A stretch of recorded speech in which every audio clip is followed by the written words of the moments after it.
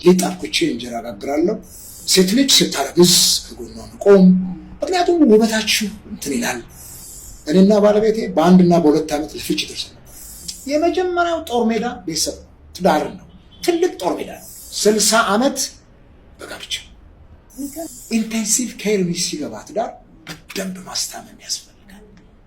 እያስታመምን ካላለፍነው በስተቀር ቆርጠን በጣልነው ቁጥር ትውልዱን ቆርጠን እንጥላለን።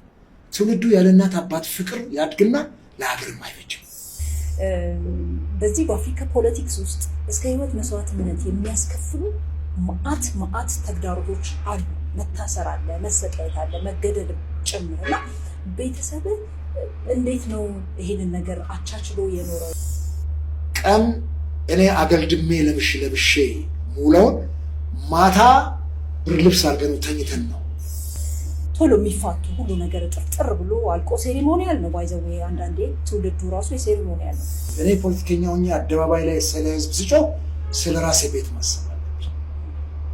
እኔ በአግባቡ ቤተሰብ